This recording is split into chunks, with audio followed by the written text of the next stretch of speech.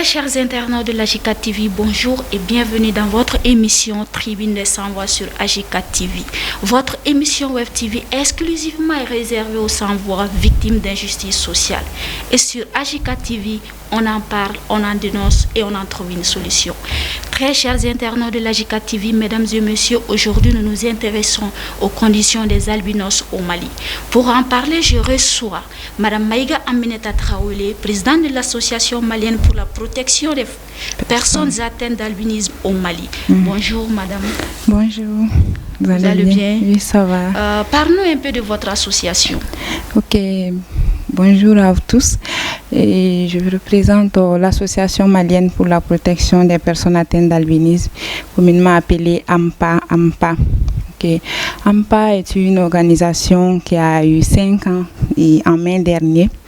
Donc, nos objectifs, c'est de donner un autre regard à l'albinisme et participer à l'amélioration des conditions de vie des personnes atteintes d'albinisme. Donc, pour ce faire, nous nous sommes donnés comme mission de sensibiliser par plusieurs moyens et des sensibilisations de proximité, des sensibilisations de masse. Et de sa création à aujourd'hui, nous avons mené plusieurs activités. Donc, j'espère que nous aurons l'occasion de pouvoir en parler.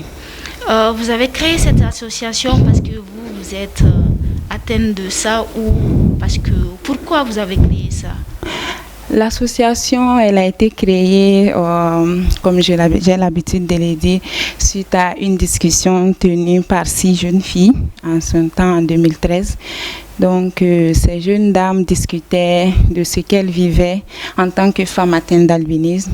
Et on discutait, on causait des cas d'harcèlement sexuel qu'on vivait, des moqueries, tout ce que nous vivons au quotidien.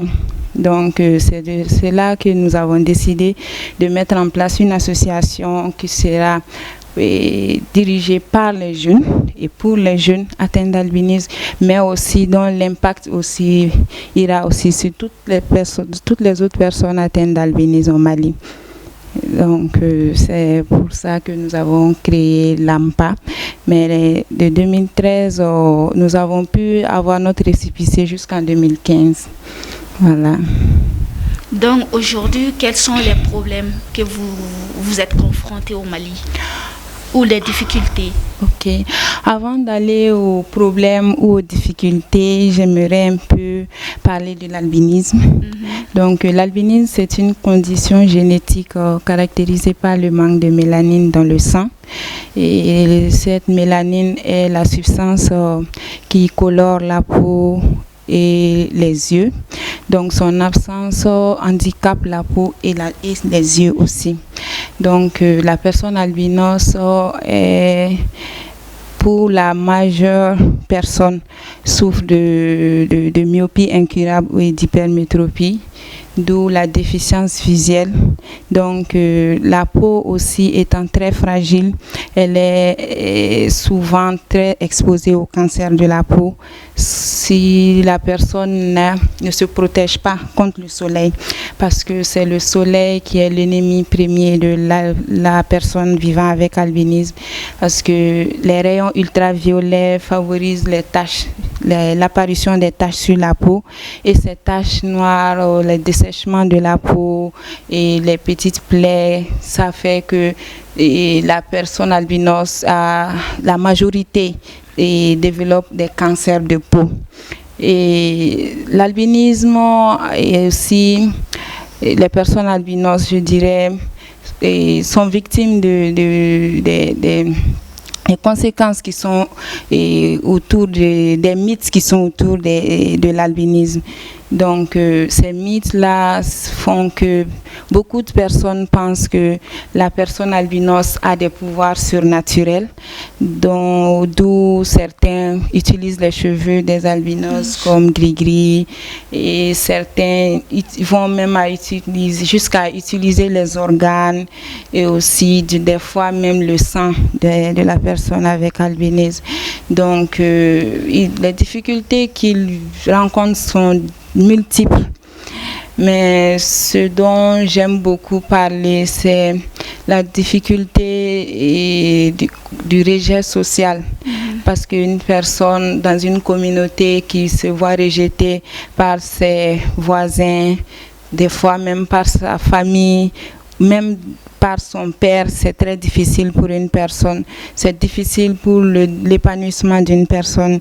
C'est très difficile. Donc, nous sensibilisons, nous partons sur les terrains. C'est des fois des zones très risquées pour pouvoir discuter avec certains parents, pour pouvoir discuter avec l'administration scolaire, parce qu'à cause de la déficience visuelle, beaucoup de personnes abandonnent les classes parce qu'ils n'ont pas... ils ne sont pas aptes à voir le tableau pour pouvoir étudier, ils n'ont pas l'assistance dont ils ont besoin pour pouvoir étudier. Donc, ils abandonnent les classes et les métiers comme la soudure, les métiers qui nous exposent au soleil aussi est encore plus dangereux que même le rejet social, parce que le cancer de la peau, et jusqu'à là, le traitement on n'a pas de traitement complet au Mali et quand ça atteint un certain stade. Et donc, nous sensibilisons aussi les personnes albinos. Nous essayons, essayer même, c'est peu dire, nous forgeons une compétence en eux, une compétence de leadership pour qu'ils puissent s'accepter eux-mêmes en tant que personnes vivant avec l'albinisme. Donc, ces difficultés aussi au niveau scolaire font que beaucoup de personnes s'adonnent à des pratiques vraiment qui ne sont pas désirables. Donc, certains s'adonnent à la drogue parce qu'ils se disent qu'ils ne sont pas aimés de leur communauté, qu'ils ne peuvent pas étudier, que certains métiers ne sont pas faits pour eux, même s'ils le fassent, c'est difficile. Voilà. Au-delà de ça, votre association, quel est le rôle de votre association dans tout ça? Les difficultés, il y a d'autres qui sont maltraités, qui sont abandonnés, du terme sacrifiés, comme vous l'avez bien dit. Et quand ça arrive, quel est le rôle de votre association dans tout ça?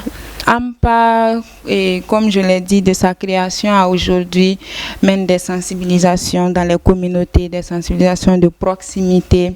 Et notre rôle, je vais prendre un exemple. Sur le cas de l'assassinat de Ramata Diarra, dès qu'on a reçu l'information de son assassinat, nous avons dépêché une équipe sur le terrain. Nous avons fait des plaidoyers parce que nous sommes membres de la CNDH. Donc nous avons fait des plaidoyers au niveau de la CNDH qui a mis à notre disposition une avocate pour suivre le dossier. Donc jusqu'à présent, AMPA et avec aussi, je ne vais pas négliger aussi les autres organisations qui sont sur le terrain. En collaboration avec les autres organisations, nous suivons toujours... Avec d'autres associations de défense des personnes albinos, oui. Donc, mais apparemment, il y a d'autres associations comme vous qui défendent ça aussi. Est-ce que vous êtes en collaboration avec eux? Oui, c'est ce que j'ai dit. Nous avons actuellement 10 associations au Mali. Et 4 à Bamako et les autres à l'intérieur du pays. Donc avec ces 3 autres, les 3 autres et AMPA, nous sommes encore en coalition actuellement, notamment la Fondation Salif Keïta, SOS Albinos et SIAM. Donc nous sommes en coalition et nous sommes même à présent sur un projet de collecte de données sur la situation des personnes vivant avec albinisme. Donc, toutes ces organisations ont des domaines d'intervention, je dirais, précis.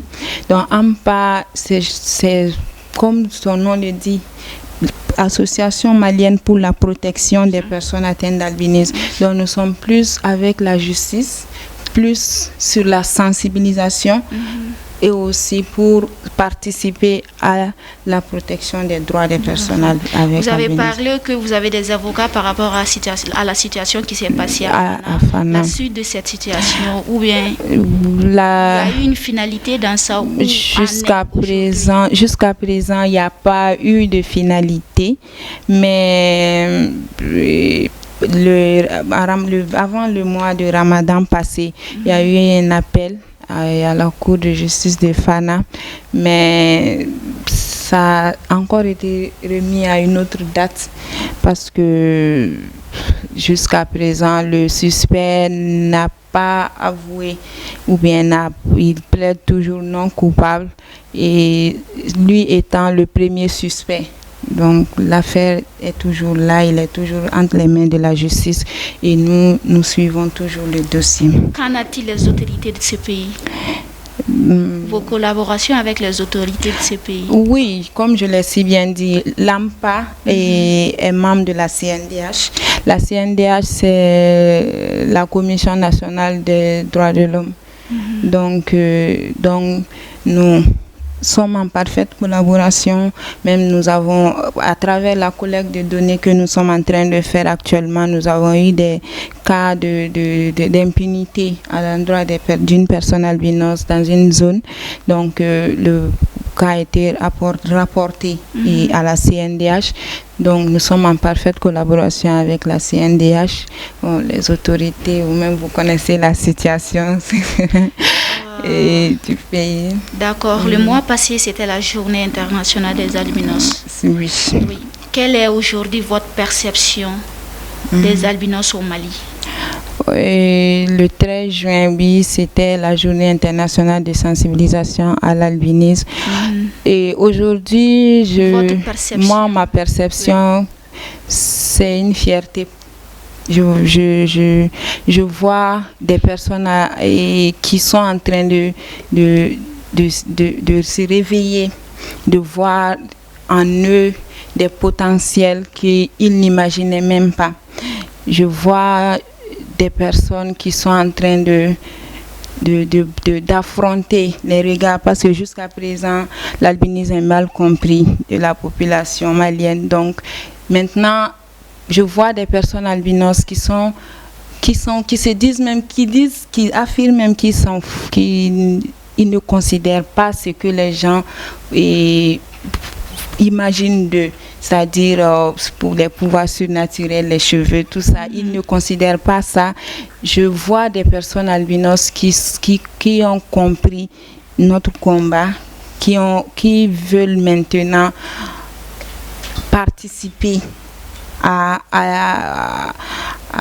l'édifice, à la construction de l'édifice, voilà, qui est le Mali.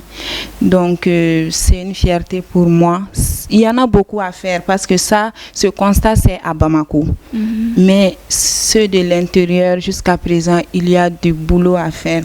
Il faut continuer les sensibilisations, il faut continuer ce que nous avons fait à Bamako, c'est-à-dire les formations en développement personnel, en estime de soi. Donc il faut continuer, il faut élargir ça à l'intérieur du pays, parce que sans que ces personnes-là ne comprennent pas qu'ils ne sont pas des êtres surnaturels, tant que ces personnes-là ne comprennent pas que ce sont ceux qui les stigmatisent ou les discriminent sont en quelque sorte des ignorants qui ignorent la beauté de la création d'Allah. Donc ça sera pas facile pour eux de s'investir en tant que citoyens. Donc il faut vraiment que nous continuions à élargir nos actions à l'intérieur du pays.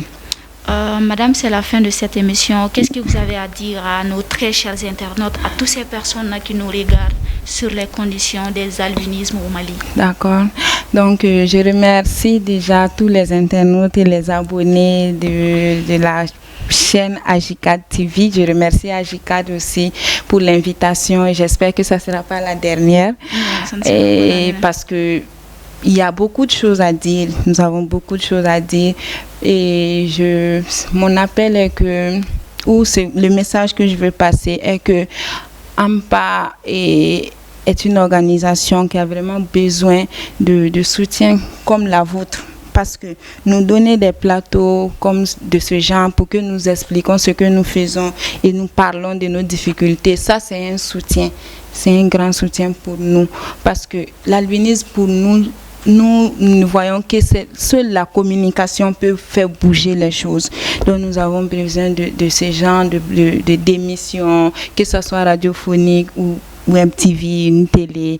Nous remercions tous ceux qui nous ont déjà invités et nous comptons sur vous et pour la bonne marche de nos activités afin d'atteindre nos objectifs qui est de donner un autre regard à l'albinisme parce que l'albinos c'est une personne, non un objet surnaturel, un objet qu'on peut utiliser à sa guise pour se faire de la richesse. Non, c'est une maladie, non une malédiction. D'accord, mesdames et messieurs, très chers internautes, c'était un honneur et un privilège de recevoir Madame Maïga Aminata Traoré pour en parler de ce sujet très important. C'est la fin de cette émission, je vous remercie et à une prochaine fois.